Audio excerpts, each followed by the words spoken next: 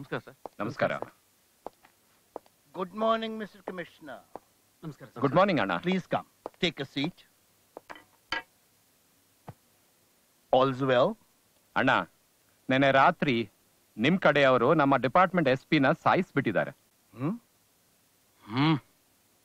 ಇಷ್ಟು ವರ್ಷ ನಮ್ಮಿಬ್ರಲ್ಲಿರೋ ಅಂಡರ್ಸ್ಟ್ಯಾಂಡಿಂಗ್ ಇಂದ ನಿಮ್ಮ ಇಲ್ಲೀಗಲ್ ಆಕ್ಟಿವಿಟೀಸ್ಗೆಲ್ಲ ನಾವು ಕಣ್ ಮುಚ್ಕೊಂಡು ಸುಮ್ಮನೆ ಇರ್ತಾ ಇದ್ವಿ.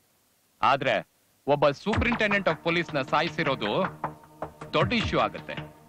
ನಾಳೆ ಪ್ರೆಸ್ನ ಅವ್ರ ಮುಂದೆ ಈ ವಿಷಯನ ಹೇಗ್ ಹ್ಯಾಂಡಲ್ ಮಾಡ್ಬೇಕು ಅಂತ ನನಗೆ ಅರ್ಥ ಆಗ್ತಿಲ್ಲ. ಅದಕ್ಕೆ ನಿಮ್ಮ ಹತ್ರ ಬಂದಿದ್ದೀನಿ. ಈ ಅನಾಹುತ ಕಾರಣ ಇವನು ನಮ್ ತಂದೆಗೆ ಹೊಸಬಾಣ. ಆ SP ಬಾಯಿ ಬಂದಂಗೆ ಏನೇನೋ ರ್ಯಾಶ್ ಆಗಿ ಮಾತಾಡ್ತಿದ್ದ.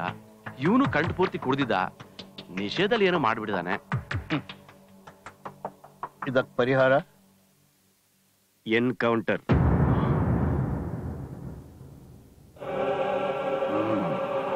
ನಮ್ ದಂಧೆಗೆ ಹುಡುಗರು ಬರೋದೇ ಕಷ್ಟ.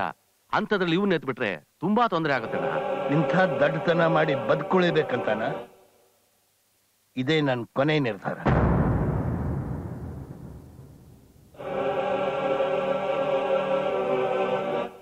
ಮೀಡಿಯಾದವರನ್ನ ಸ್ವಲ್ಪ ಹುಷಾರಾಗಿ ಹ್ಯಾಂಡಲ್ ಮಾಡಿ.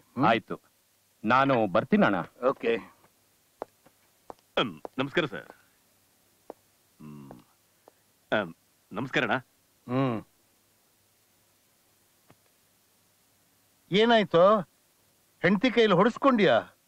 ಸುಮ್ನೆ ಅಣ್ಣ, ಮನ್ಸಿಗೆ ನೆಮ್ಮದಿ ಇಲ್ಲ. ಹೌದಾ? ಹೋಗು, ಇನ್ನೊಂದು ಮದುವೆ ಮಾಡ್ಕೊ. ಅಣ್ಣ, ತಮಾಷೆ ಮಾಡ್ಬೇಡ ಅಣ್ಣ. ಏನಾಯ್ತು? ನನ್ನ ತಂಗಿ ಮದುವೆ ಆಗೋಯ್ತು. Happy news. ಯಾಕೋ ನನ್ನನ್ನು ಇನ್ವೈಟ್ ಮಾಡಿಲ್ಲ? ಹೇಗಣ್ಣ ಇನ್ವೈಟ್ ಮಾಡೋದು ನಿಮ್ಮನ್ನ? ಅವ್ರು ಯಾರೋ ಕಾಲೇಜ್ ಸ್ಟೂಡೆಂಟ್ಸ್ ಎಲ್ಲ ಸೇರ್ಕೊಂಡು ನನ್ನ ತಂಗಿನ ಕಿಡ್ನಾಪ್ ಮಾಡಿ ಮದುವೆ ಮಾಡ್ಬಿಟ್ರು. ಅದ್ರಲ್ಲಿ ಒಬ್ಬ ಹುಡುಗ ನನ್ನ ತಂಗಿ ಮದುವೆ ಕಾರಣ. ಯಾಕೋ ಹೀಗೆ ಮಾಡ್ದೆ ಅಂತ ಕೇಳಿದಕ್ಕೆ ನೋಡೋಣ ನೋಡು. ಯಾರೋ ಅವನು? SJP ಸ್ಟೂಡೆಂಟ್ ಅಣ್ಣ. ಏನ್ ಬೇಕಾಗಿತ್ತು? ಅವನ್ಗೊಂದು ಗತಿ ಕಾಣಿಸ್ಬೇಕು.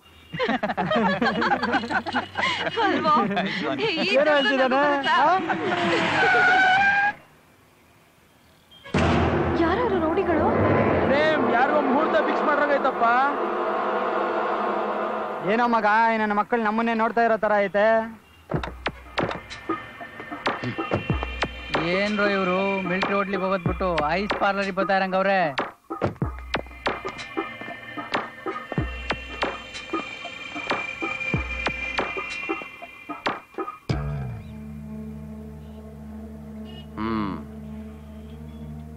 ನೀನೇ ಏನೋ ಪ್ರೇಮ್? ಹೌದು.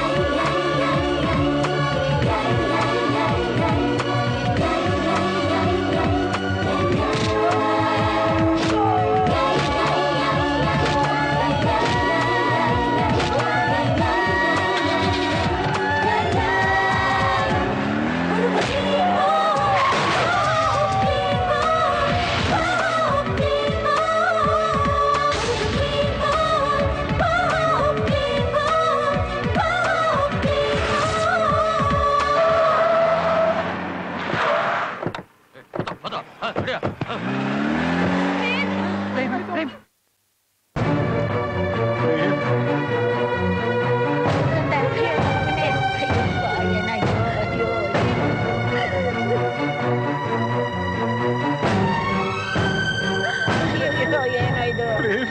ಅಯ್ಯೋ ಇಲ್ಲೇ ಇರಿ, ನೀವೆಲ್ಲರೂ ಇಲ್ಲೇ ಇರಿ.